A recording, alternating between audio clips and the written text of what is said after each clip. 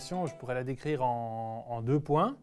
Ce serait premièrement de faire des choix par soi-même et pour soi-même, et surtout avoir une vie d'autonomie, autant dans le milieu professionnel que dans le milieu personnel. Alors pour la première fois, ça a été quand j'étais adolescent, j'avais 12-13 ans. J'ai pris, je crois pour la première fois, le bus tout seul. Et à ce moment-là, j'ai senti une étrange sensation de liberté, parce qu'avant, jusque-là, soit c'est mes parents qui m'amenaient, soit je devais rendre le bus avec ma mère, parce que je me perdais assez facilement ou j'arrivais pas à me sentir en confiance. À ce moment-là, je me suis dit, pourquoi ne pas aller plus loin? Mes parents me disaient très souvent que je n'avais pas trop d'autonomie, ce qui n'est pas tout à fait faux. Et après, de fil en aiguille, l'eau a coulé sous les ponts et lors de mes 24-25 ans, on m'a demandé d'aller dans ce qu'on appelle un appartement tremplin pour que je puisse apprendre à gérer un habitat tout seul. Et après 2 ans de formation, je suis allé dans mon propre appartement. Et là, c'est une étrange sensation de liberté parce que je sais que je suis seul. J'ai certes beaucoup plus de tâches, mais au moins, je sais au moins que je peux le faire seul. Maintenant, je fais le ménage. Je sais exactement comment le faire. Je sais aussi cuisiner quelques petites choses. Bon, ce n'est pas encore de la grande gastronomie. Je commence à acquérir aussi de l'autonomie pour la lessive. Et il y a aussi les factures, le courrier.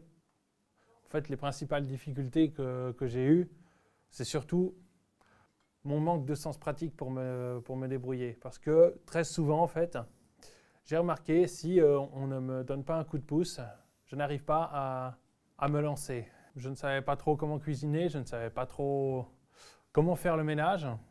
Parce qu'au départ, je ne savais pas trop comment le faire et en plus, je n'en avais même pas la motivation.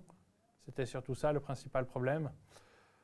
J'avais aussi un petit peu de mal à cuisiner parce que si je ne suivais pas une recette ou que quelqu'un n'était pas derrière moi pour me dire non, il faut faire comme ci ou il faut faire comme ça, j'avais de la peine et j'arrivais tout simplement pas à le faire. Et il y a eu aussi une des plus grandes difficultés, ça a été de prendre des initiatives.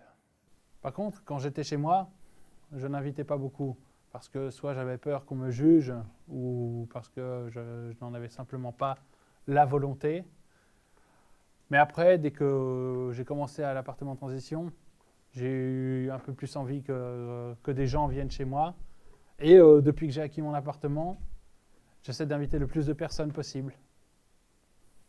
Mon autodétermination m'a permis de m'enrichir du côté sociable, du côté professionnel et aussi personnel. Il m'a fallu beaucoup de temps. Il m'a fallu, je crois même, plusieurs années avant d'arriver au stade où j'en suis. Parce qu'au tout départ, quand je suis par exemple arrivé à Execo, j'étais renfermé, j'étais très intimidé parce que je ne réalisais pas encore que j'étais dans un milieu professionnel. Parce qu'au tout départ, quand j'étais adolescent, j'étais très enfermé dans ma coquille. Je m'étais créé une espèce de bulle quasiment indestructible. Mais grâce à tout ce que j'ai appris dans ma vie professionnelle et auprès de ma seconde famille, mes amis, j'ai pu briser cette coquille et me sentir plus libre. Ils m'ont aidé à être plus sociable, à sortir plus souvent et à être plus avec des gens plutôt que sur un ordinateur. Et on a fait beaucoup de sorties, on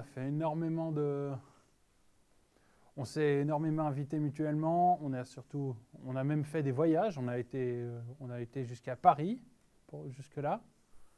On a fait des tonnes d'anniversaires, je ne pourrais encore compter ce qu'on a fait. La motivation de changer a été surtout mon entourage qui me disait « il y a ceci ou cela qui ne va pas trop chez toi ».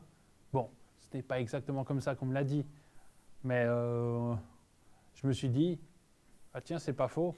Alors bon, ça, je n'ai pas changé du jour au lendemain, ça fait maintenant 10 ans que je travaille à Execo, donc effectivement, ça a été une évolution par rapport à mes débuts, c'est une évolution fulgurante.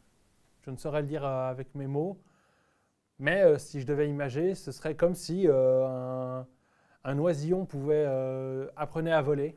Et à une personne qui est un petit peu comme moi, elle a le droit d'être découragée parce qu'elle sait probablement que ça prend du temps. Moi-même, je n'y croyais pas. Mais il ne faut pas avoir peur. On peut changer, pas forcément changer sa personnalité, mais on peut simplement acquérir ce qu'on appelle tout simplement de la maturité.